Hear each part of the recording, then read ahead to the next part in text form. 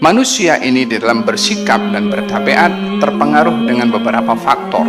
Kadang-kadang faktor emosi, kadang-kadang faktor sedih, kadang-kadang faktor senang atau suka.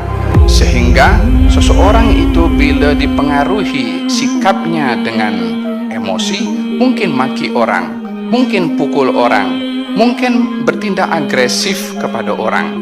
Kadang-kadang juga orang yang dia sedih berhadapan dengan satu masalah, sikapnya itu karena terpengaruh dengan kesedihannya, dia mungkin melakukan kemudaratan kepada diri sendiri. Karena stres mungkin dia bunuh diri, karena stres mungkin dia melakukan hal-hal yang tidak sepatutnya dilakukan. Tindakan yang salah itu bermotifkan rasa sedih, stres, dan juga hampa. Sama juga bila orang itu berada dalam keadaan senang, kadang-kadang ekspresi kesenangan itu yang ditunjukkan dengan sikap, karena berpandukan dengan rasa gembira, mungkin dia boleh melompat-lompat, atau dia mungkin boleh menghamburkan duit, atau dia boleh mengungkapkan dengan kata-kata yang bermacam-macam. Motifnya itu adalah rasa gembira. Maka dengan panduan Al-Quran kepada Nabi dalam sikap, ianya menjadi contoh kepada kita sepanjang zaman untuk kita mengukur, meletakkan neraca sikap kita baik dalam tutur kata atau dalam tindakan dengan Al-Quranul Karim. Allah Subhanahu wa Ta'ala menekankan tentang prinsip keseimbangan di dalam Al-Quranul Karim. Alladzina idza anfaqu lam yusrifu wa lam yaqturu wa kana baina dzalika qawama. Orang contoh keseimbangan, kalau berinfak itu tidak kedekut dan tidak membazir. Maka di antara keduanya, kedekut dan membazir, itulah keseimbangan. Di sini bukan hanya dalam masalah sedekah sahaja diajarkan berseimbang. Dalam ibadah yang lainnya juga kita perlu keseimbangan. Di dalam kita berakhlak pun juga perlu keseimbangan. Oleh sebab itu, hadis yang menceritakan tentang kedudukan Rasulullah Shallallahu Alaihi Wasallam dalam mencipta keseimbangan, kata-kata Siti Aisyah yang disampaikan Syekh Muhammad sebentar tadi ketika ditanya tentang akhlak Rasulullah, kana khuluquhu Al-Quran. Akhlak Nabi ini adalah Al-Quran. Artinya, akhlak itu adalah sikap. Akhlak itu tabiat seseorang. Manusia ini di dalam bersikap dan bertabiat terpengaruh dengan beberapa faktor. Kadang-kadang faktor emosi, kadang-kadang faktor sedih, kadang-kadang faktor senang atau suka. Sehingga seseorang itu bila dipengaruhi sikapnya dengan emosi, mungkin maki orang, mungkin pukul orang, mungkin bertindak agresif kepada orang. Kadang-kadang juga orang yang dia sedih berhadapan dengan satu masalah, sikapnya itu karena terpengaruh dengan kesedihannya, dia mungkin melakukan kemudaratan kepada diri sendiri. Karena stres mungkin dia bunuh diri, karena stres mungkin dia melakukan hal-hal yang tidak sepatutnya dilakukan. Tindakan yang salah itu bermotifkan rasa sedih, stres, dan juga hampa. Sama juga bila orang itu berada dalam keadaan senang, kadang-kadang ekspresi kesenangan itu yang ditunjukkan dengan sikap, karena berpandukan dengan rasa gembira, mungkin dia boleh melompat-lompat, atau dia mungkin boleh menghamburkan duit, atau dia boleh mengungkapkan dengan kata-kata yang bermacam-macam. Motifnya itu adalah rasa gembira. Sementara kita dipandu oleh Allah Subhanahu wa Ta'ala dalam sikap itu, baik karena sebab sedih atau gembira, janganlah mengambil sikap karena sedihnya atau karena gembiranya. Karena kalau begitu kita tidak ada prinsip dan tidak ada keseimbangan. Kita menjadi objek, menjadi korban kepada emosi kita sendiri bila senang atau bila berada dalam keadaan sedih. Tetapi prinsip itu adalah mesti lurus, tetap tegak dalam situasi apapun juga, senang atau tidak. Bila yang memandu prinsip itu adalah Al-Quranul Karim. Bila yang memandu sikap itu adalah Al-Quranul Karim. Oleh sebab yang demikian, di dalam Al-Quranul Karim, Allah Subhanahu wa Ta'ala membimbing Nabi SAW akan sikap dan tabiat serta akhlaknya, sehingga akhlak beliau itu melampaui segala urusan dalam kehidupan, mau dalam kehidupan bersendirian, dalam bersahabat, dalam berkeluarga, dalam berjiran, di dalam berinteraksi dengan kawan dan juga dengan lawan. Kita akan simpulkan banyak hikmah yang kita ambil daripada sikap Nabi, karena yang memandu sikap Nabi itu adalah Al-Quranul Karim, baik terhadap lawan atau terhadap kawan, terhadap istri atau anak, terhadap teman atau jiran. Yang memandu Nabi dalam sikap dan akhlak itu adalah Al-Quranul Karim. Maka dengan panduan Al-Quran kepada Nabi dalam sikap, ianya menjadi contoh kepada kita sepanjang zaman untuk kita mengukur, meletakkan raca sikap kita, baik dalam tutur kata atau dalam tindakan dengan Al-Quranul Karim. Contohnya, di dalam Al-Quranul Karim, Nabi berada dalam keadaan susah dan sedih ketika berhadapan dengan peperangan Uhud, di mana kekalahan dialami oleh kaum muslimin pada ketika itu. Dan Allah Subhanahu wa taala pasti meletakkan hikmah pada kemenangan, seperti mana Allah juga meletakkan hikmah pada kekalahan. Pada hakikatnya bagi umat Islam dalam berperang, dalam berjihad, tidak ada istilah kalah bila perjuangan itu adalah untuk menegakkan kalimat Allah Subhanahu wa taala.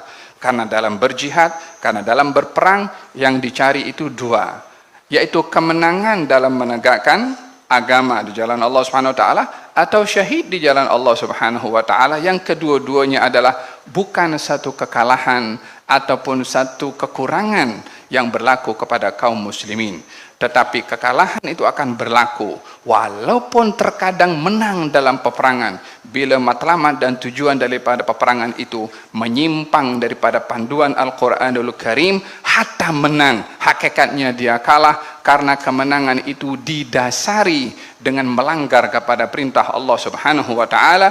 Oleh sebab demikian diajarkan di dalam Al-Quranul Karim, dalam kitab berjihad, yang dicari adalah dua, menegakkan kalimat Allah dalam berperang atau mati syahid dalam berperang, dan kedua-duanya adalah kejayaan bagi orang-orang yang berjihad di jalan Allah Subhanahu wa taala.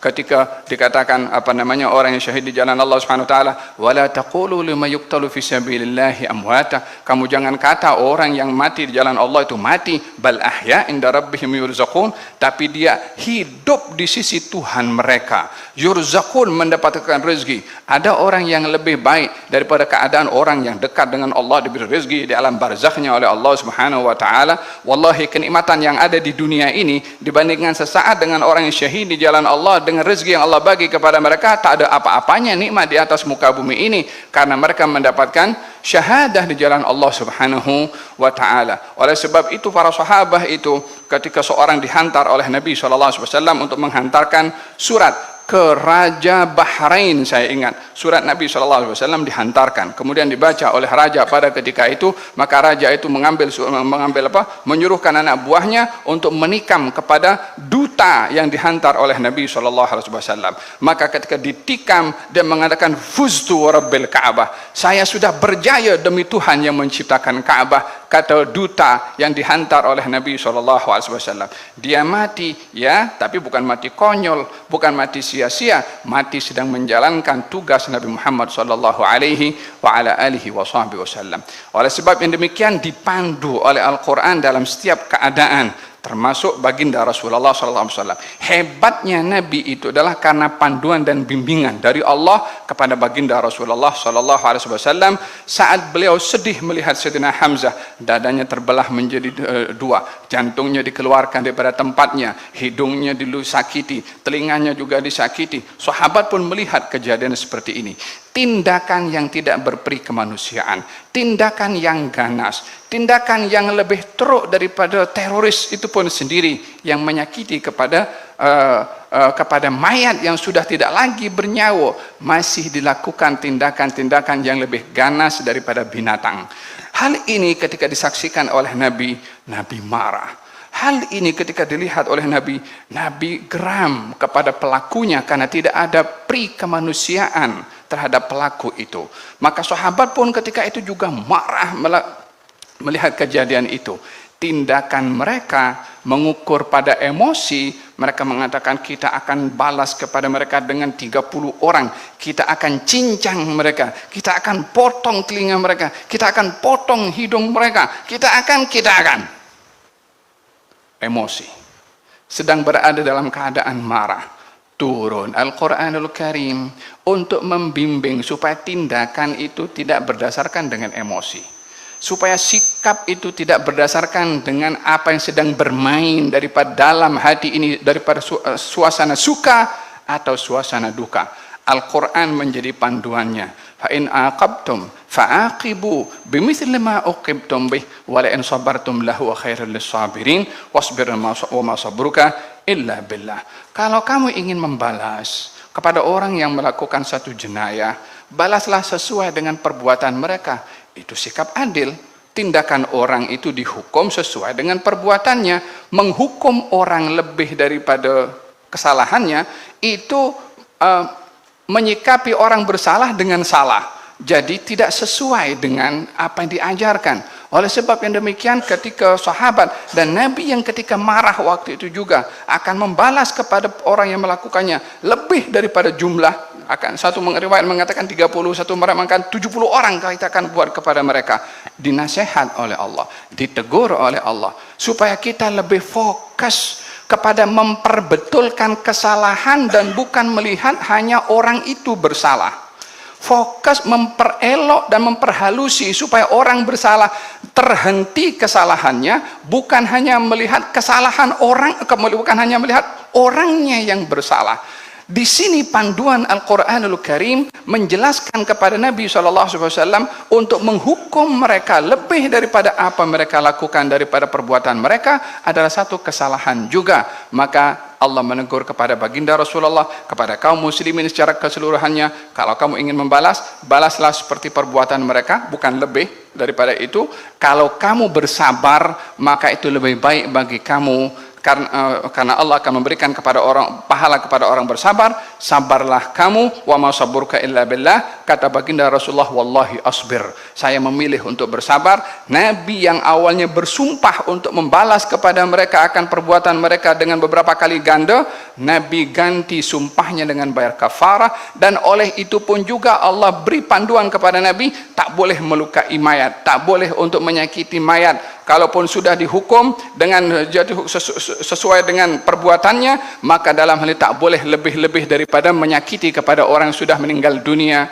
Demikian panduan Al-Quran membimbing kepada Nabi Muhammad sallallahu alaihi wa ala alihi wasallam ketika berada dalam keadaan sedih, ketika berada dalam keadaan senang, di mana kaum muslimin berjaya menawan kota suci Mekah pada ketika itu jatuh ke tangan kaum muslimin. Baginda Rasulullah sallallahu alaihi wa ala alihi wasallam masuk untuk menerima kunci Ka'bah dan untuk memberitahukan taklimat kepada kaum muslimin di Mekah. Dalam keadaan beliau berjaya, tapi beliau menaiki onta dalam keadaan kepalanya itu menunduk ke bawah sehingga kepalanya hampir mengenai bulatan onta yang di belakang itu, tanda tawadhu,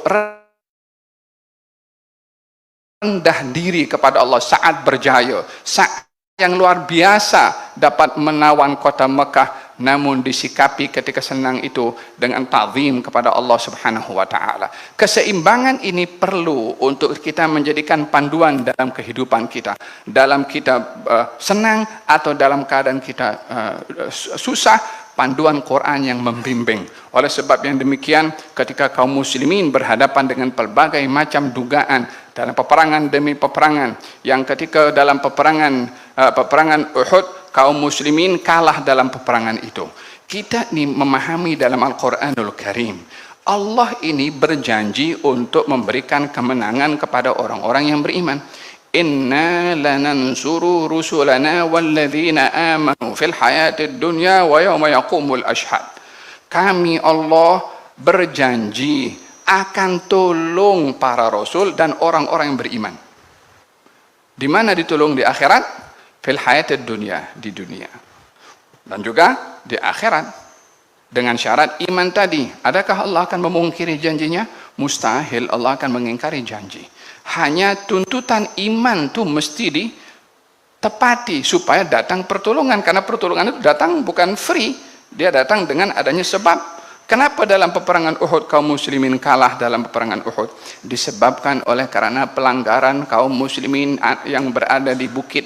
Para pemanah ketika diperintahkan jangan turun, menang atau kalah, kata Nabi SAW, mereka berijtihad. Saat kali pertama kaum muslimin dilihat menang, mereka turun ke bawah dan mengambil harta rampasan yang ditinggalkan oleh kaum musyrikin pada ketika itu, maka keadaan bertukar, daripada diserang oleh kaum musyrikin, daripada belakang.